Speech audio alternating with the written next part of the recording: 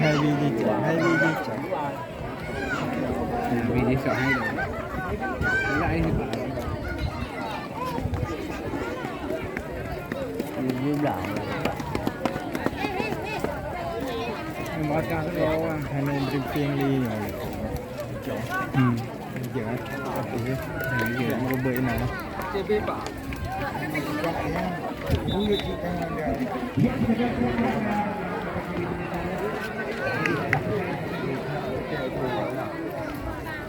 Semangat kejauh.